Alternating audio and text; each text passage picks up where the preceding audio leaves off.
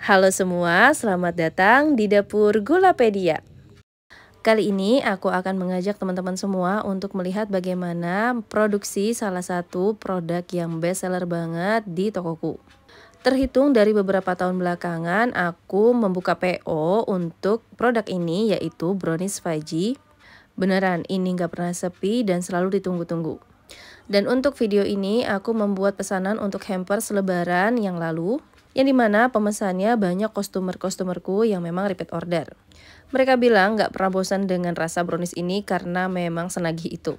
Bagi yang penasaran, bisa tonton video ini hingga selesai, karena aku akan bagikan tips dan trik agar anti gagal.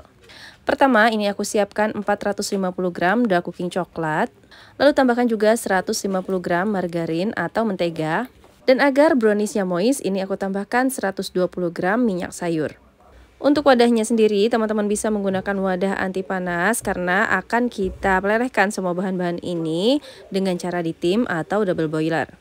Pastikan wadah yang kamu gunakan lebih besar dibanding dengan mulut pancinya agar uap air atau cipratan airnya tidak masuk ke dalam coklatnya ya.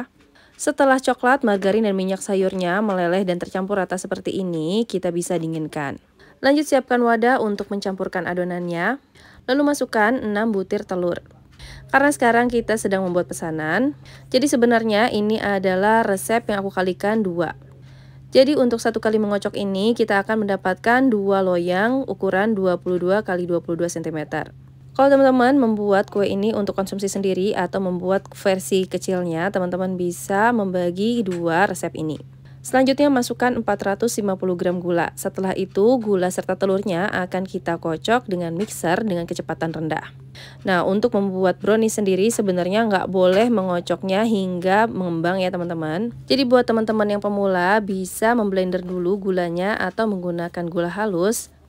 Lalu kita kocok manual aja dengan whisk si telur dan gulanya hingga tercampur rata.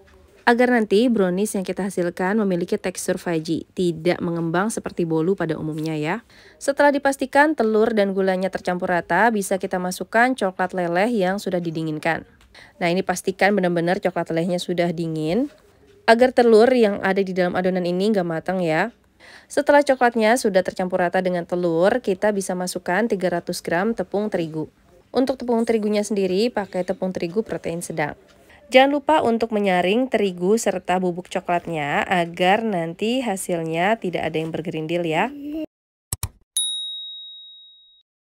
Setelah terigunya masuk semua, ini juga aku masukkan 100 gram coklat bubuk.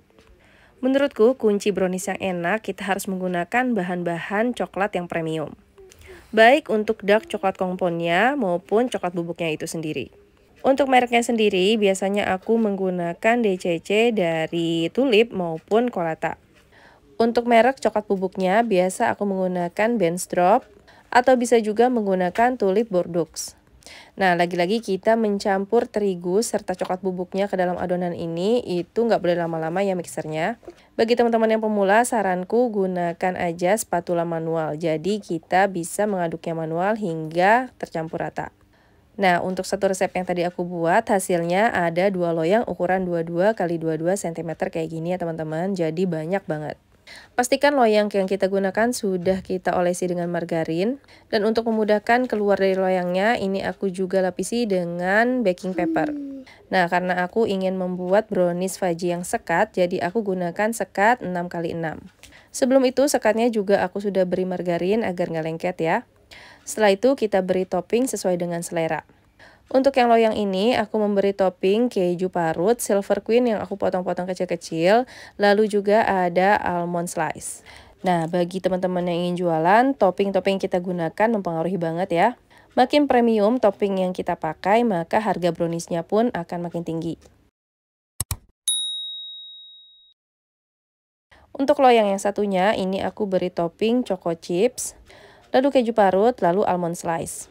Oh ya, bagi teman-teman yang menggunakan topping keju parut kayak aku gini untuk toppingnya, pastikan keju yang kamu gunakan merupakan keju backstable ya, atau stabil untuk dipanggang. Begitu juga untuk choco chipsnya, pilih choco chips yang tidak gampang meleleh ketika dipanggang. Untuk merek-merek topping yang aku gunakan ini akan aku cantumkan di kolom deskripsi ya, teman-teman bisa baca di situ. Untuk pemberian toppingnya sendiri, pastikan browniesnya sudah ngeset agar nanti toppingnya nggak tenggelam ketika dipanggang. Setelah itu kita panggang dengan suhu 160 sampai 170 derajat Celcius selama 10 menit dengan api atas bawah. Oh ya, pastikan oven yang digunakan sudah dipanaskan dulu ya. Setelah 10 menit, ini aku matikan api atasnya, lalu aku lanjutkan memanggang dengan api bawah sampai matang, sekitar 40 menit. Setelah matang, bisa kita dinginkan browniesnya sebelum kita keluarkan dari loyangnya. Oh ya, kalau teman-teman ingin browniesnya lebih basah lagi tengahnya, bisa mengurangi waktu pemanggangannya. Jadi setelah api atas bawah kita gunakan selama 10 menit, teman-teman bisa memanggang dengan api bawah saja selama 30 menit. Setelah kuenya benar-benar dingin, bisa kita keluarkan dari loyangnya. Saranku gunakan baking paper lebih panjang dibanding dengan loyangnya, agar kuenya lebih mudah diangkat jadi nggak ngerusak penampilan kue ini. Lalu pelan-pelan sekatnya kita ambil seperti ini. Selanjutnya kita siapkan box. Ini aku pakai box duplex ukuran 22 x 11 x 5 cm. Dan baking papernya kita gunting pinggirannya kayak gini sampai sebesar browniesnya. Setelah itu kita bagi dua sama rata kayak gini. Jadi ini baking paper di bawahnya nggak aku lepas ya teman-teman. Menurutku baking papernya ini tetap harus kita gunakan ketika masuk ke dalam box untuk menjaga kuenya agar tetap di tempat jadi nggak berantakan ketika dalam pengiriman. Dan sebelum masuk ke box ini juga aku lapisi dengan kertas roti, yang dimana kertas rotinya ini ada lapisan minyaknya ya. Jadi menjaga si browniesnya nggak nempel-nempel di kertas rotinya. Dan setelah itu langsung aja bisa kita kasih label di dusnya. Oh ya, brownies ini juga aku kirim ke luar kota loh teman-teman. Untuk pengiriman luar kota melalui ekspedisi, ini aku balut dulu kuenya dengan plastik wrap kayak gini. Plastik wrap ini berfungsi untuk melindungi si kuenya dari aroma-aroma menyengat yang tidak kita inginkan ataupun dari basah ketika boxnya terkena air ya teman-teman. Pastikan plastik wrapnya tertutup rapat seperti ini. Setelah itu agar browniesnya tahan terhadap benturan, jadi aku lapisi juga dengan bubble wrap kayak gini.